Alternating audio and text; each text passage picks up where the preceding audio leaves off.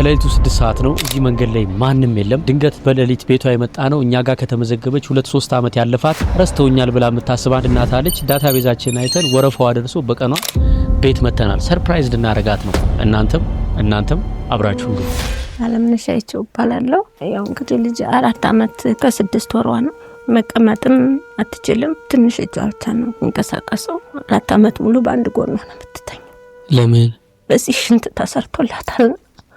መተኛት አትችልም። አሁን በዛኛው ሳይድ ተልጧል። በዚህ ጋር የምትተኛበት እዚህ ማለት ብዙ ጊዜ ያው አባቷ ነው ይዟት ነው። እዚህ ጋር የሚፈስ ውሃ አለ። ጭንቅላቷ ስሙ ላይ ይፈሳል። የሚፈሰው ውሃ ደግሞ በጣም የሚያቃጥለው ከውስጧ የሚወጣ ነገር ነው። በተለይ አሁን በዚህ መተኛት አትችልም። እንዲህ ስናቅፋት ብቻ ነው የምትተኛለን። እጃችን ላይ ከባድ። ብቸኛዋ ልጃችሁ ነች? የሰባት ወር ልጅ አለች። እንቅልፍ ወስዷት ነበር አሁን ወይስ እንዴት ነው? ሰሞኑን በጣም ታማ ነበረ። ክትትል አላት። እነሱ ደግሞ በድንገተኛ ስትሄድ ያው ምንም እንትን የሚሉን ነገር የለም እና ምንም መቋቋም አቃታት። ስትተኛ ይመቻትም በቃ እንደዚህ ስንይዛት ነው ትንሽ እንቅልፍ የሚወስዳት። እግሯ ያው እንቅስቃሴም የለውም። 4 ዓመት ከ6 ወር። መመገብስ በራሷ ትመገባለች? ውስጡ ማትመገብ እኛ ነን እንመግባት። እግዚአብሔር ይማርልሽ፣ አይዞሽ። አሁን ላይ ትልቁ ችግር ምንድነው? በተለይ ነው ጊዜያዊ የሚባለው ችግር። እሱ 4 ዓመት ሙሉ ስራ አጥቶ ነው እሷን ህይወቷም ያለው ያው እሱ ስለሚንከባከባት ነው። እኔ ደሜ ከፍ ይላል ያመኛልና ውጭ ወጥቼ በቃ ሁለታችንም ተስማማንና በቃ እኔ ሰርቼ እንገባ እሱ እንዲይዝ ተስማምተን ያው ጧት 12 ሰዓት ወጣ ነው። ማታ 3 ሰዓት ነው የምገባው። ምንድን ነው የምትሰሪው አንቺ? በምግብ ቤት ነው የምሰራው። ወደ ቦሌ ማተሚያ። ቤቱ የእናንተ ነው አይደለም? ተከራይታችሁ ነው? አዎ። ትልቁ ወጪያችሁ ምንድን ነው? የቤት ኪራይ?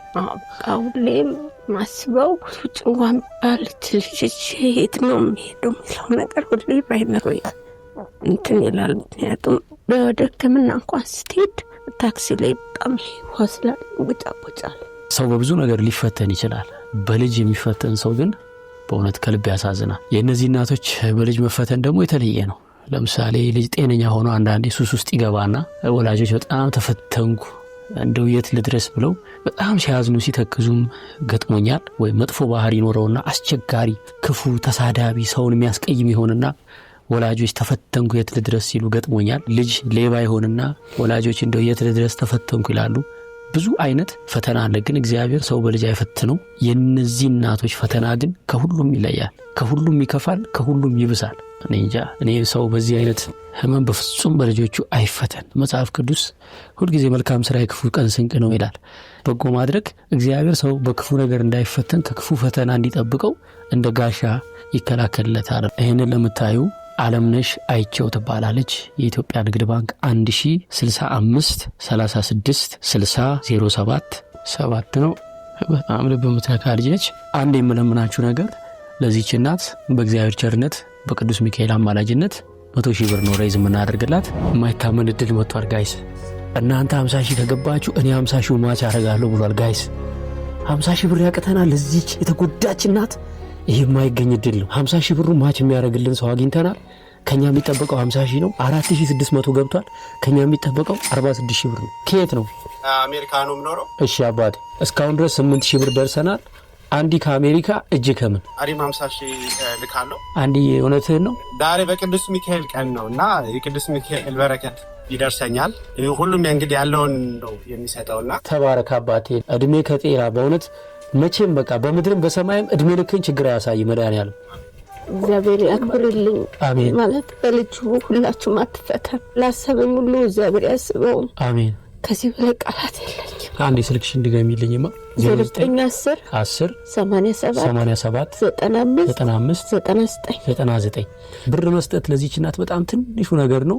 ልጇን እንዲምርላት፣ እንዲፈውስላት፣ ታምር እንዲያሳያት ጸልዩላት። በቃ ምንም ከዚህ በላይ ልናረጋ አንችልም።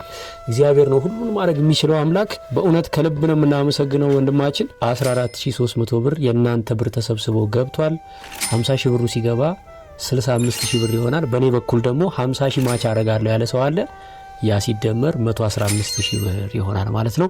ያላሳፈረን አምላክ ስሙ የተመሰገነ ይሁን። እግዚአብሔር ያክብርልን። ሰላም ያድርግልን። እግዚአብሔር ካንቺ ጋር አሜን።